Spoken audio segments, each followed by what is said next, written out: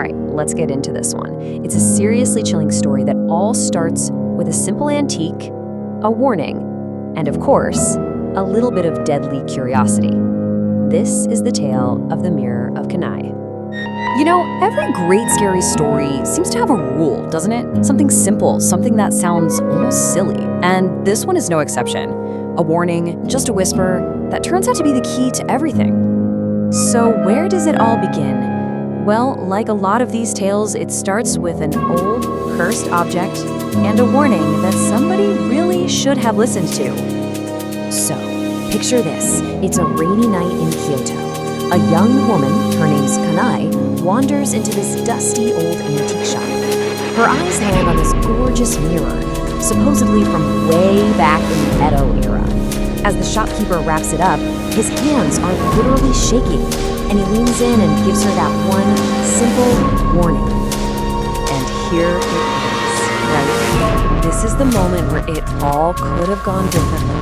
Kanae hears him, she sees the fear in the old man's eyes, and she just smiles. She writes it off as, charming folklore, a harmless superstition. And that was a fatal mistake. So now we're in her apartment. The rain is still tapping against the glass. And that little bit of harmless folklore, that simple warning, it's starting to feel less like advice and a lot more like a challenge. A rule is definitely about to be broken. Just look at this timeline. At 2 minutes to midnight, curiosity gets the best of her. 1 minute to go, she starts polishing the glass. And then, bam! On the exact stroke of 12, everything changes. Her reflection just freezes. And this is that first real punch of dread. While the real Kanae is just frozen solid, completely baffled. Her reflection, the thing that's supposed to copy her every move, does something on its own. It tilts its head. It breaks all the rules of reality. And then, a voice. A voice actually seeps out of the glass. It sounds like her own, but it's all twisted and warped, and it confirms her worst fear. She didn't just clean a mirror. Oh no, she woke something up. What she sees next is just pure nightmare fuel. The reflection's smile keeps getting wider and wider, stretching into this impossible, grotesque grin, until the skin on its face actually rips open, with blood dripping down the inside of the glass. Just a horrifying glimpse of what this thing really is. But then, just as fast as it appeared, poof, it's gone. She blinks, looks again, and the reflection is totally normal, completely still, just a mirror. For a second, she's left wondering, did she imagine it? It's this false, incredibly dangerous sense of security. But yeah, the night is not over. Not even close. Now we jump forward a few hours, when the thing inside that glass decides it's time to make its next move. 3 o'clock in the morning, of course, the witching hour.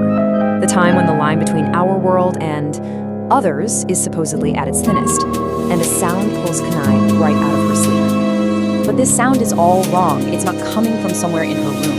It's an impossible noise, a frantic, desperate scratching, and it's coming from inside the mirror. So she gets closer, and the attack just ramps up. First, she sees its eyes, and they're following her. Then it gets physical. A pale hand presses against the glass from the other side, like it's trying to push its way out. And finally, that hand smears blood all over the surface. The message could not be clearer. And that's when it tells her what it wants. A hissed whisper from that twisted reflection, revealing its final, horrifying goal. It doesn't want to just scare her. It wants to leave her. So yeah, there's no way out of this. We are at the point of no return. The entity in the mirror is done playing its little games. Okay, let's just break down this final, awful sequence. First, the surface of the mirror goes liquid, rippling like water. Then, Kanae loses total control of her own body. Her hands lift up completely against her will. She's forced to slam them into the glass, and in that split second, the reflection's hands meet hers, grab on tight, and pull. There's just one echoing scream that hangs in the air for a moment, and then absolute silence. The sun comes up, and you'd never know anything happened. The apartment looks totally normal. The mirror is perfectly intact. And the neighbors? They heard nothing. It's like the whole violent struggle was completely erased from existence. But something has changed. Just look at the transformation inside the glass. What used to be Kanae's reflection is something new, something else. Its mouth is grotesquely sewn shut, and its eyes aren't calm anymore. They're wide with this terrifying, insatiable hunger. And you'd think that's where the story ends. Kanae is gone, a monster is in her place, but the mirror isn't finished. The whole cycle is about to start all over again. In this absolutely chilling final twist, that cursed mirror finds its way right back to where it all began. It's just sitting there, in the window of that antique shop, gleaming, just waiting for the next curious person to walk by. And that's how the cycle completes itself. The same shopkeeper, giving the same piece of gentle advice to a new customer. Only now, when we hear that warning, it doesn't sound like folklore. It sounds like a promise of the horror that's locked inside. It really leaves you with this one last unsettling thought, doesn't it? What happens when a rule that's meant to keep you safe sounds more like a dare?